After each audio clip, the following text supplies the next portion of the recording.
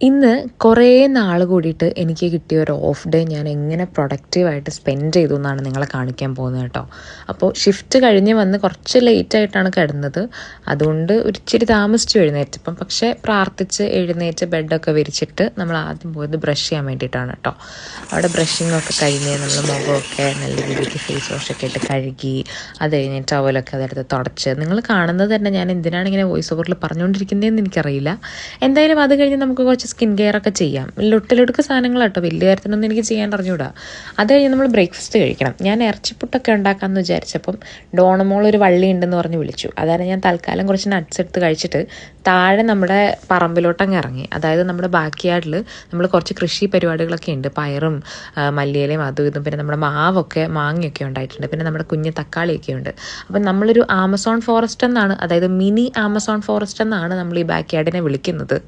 അത് കഴിഞ്ഞ് മേളിൽ ചെന്ന് കുറച്ച് വെള്ളമൊക്കെ എടുത്ത് കുടിച്ച് റെഡിയായി ആപ്പിളൊക്കെ കഴിച്ച് ഡോണമോളെ വെയിറ്റ് ചെയ്ത് നിൽക്കുകയാണ്. അപ്പോൾ കൂട്ടത്തിൽ നമ്മൾ ദേവാസുരം സിനിമയൊക്കെ കാണുന്നുണ്ട് കേട്ടോ.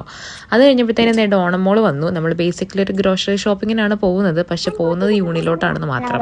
അതായത് യൂണിയിൽ ഇന്നൊരു ദിവസം നമുക്ക് കുറച്ച് ഗ്രോസറിയും ഫ്രൂട്ട്സും ഫുഡും ഒക്കെ ഫ്രീ ആയിട്ട് കിട്ടുന്നുണ്ടെന്ന് കേട്ട് നമ്മൾ വെട്ടിങ് കടക്കെടുത്ത് അവിടെ ചെന്നതാണ്. പക്ഷെ അവിടെ ചെന്നപ്പോൾ ഓൾമോസ്റ്റ് എല്ലാ ഐറ്റംസും കഴിഞ്ഞു പോയായിരുന്നു. എല്ലാം നേരത്തെ തന്നെ കഴിഞ്ഞതുകൊണ്ട് കിട്ടിയ കുറച്ച് സാധനങ്ങളും വാരിയിട്ടുകൊണ്ട് ഞങ്ങൾ തിരിച്ച് വീട്ടിൽ വന്നു. അത് കഴിഞ്ഞിട്ട് അവളുടെ പണിക്ക് പോയി. ഞാൻ ഫുൾ ഡേ ഓഫ് ആണല്ലോ. അപ്പം നമ്മൾ വേഗം താഴെ പോയി 2 മാങ്ങയൊക്കെ പറിച്ചു. നമുക്ക് മാങ്ങാക്കറി ഉണ്ടാക്കാമെന്ന് വിചാരിച്ച്. അങ്ങനെ നോക്കിയപ്പോഴാണ് ചോറില്ലെന്ന് മനസ്സിലായത്. അപ്പോൾ അരി വേണമല്ലോ, അരി തീർന്നിരിക്കുകയായിരുന്നു. അപ്പോൾ പുതിയത് വാങ്ങിയത് നമ്മൾ വേഗം പൊട്ടിച്ച് എൻ്റെ കുഞ്ഞി ഇതിൽ കണ്ടെയ്നറിലോട്ട് മാറ്റി അരി കഴുകിയിട്ട് ചോറൊക്കെ ആക്കി.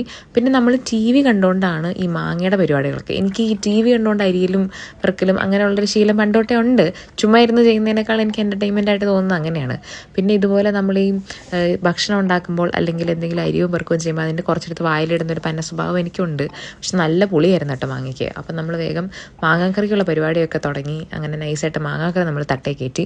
അങ്ങനെ ഇരിക്കുമ്പോഴാണ് എനിക്കൊരു പാഴ്സൽ വരുന്നത്. ഞാനിങ്ങനെ കുറച്ച് ദിവസം മുമ്പ് ഒരു സൂത്രം ഓർഡർ ചെയ്തിട്ടുണ്ടായിരുന്നു. എന്തായിരുന്നു അറിയാം, ഒരു 5 ബുക്കുകൾ. സത്യം പറഞ്ഞു കഴിഞ്ഞാൽ എൻ്റെയൊക്കെ ചെറുതിൽ കാശ് കൊടുത്ത് ബുക്ക് വാങ്ങുന്നത് ഭയങ്കര ലക്ഷറി ആയിരുന്നു.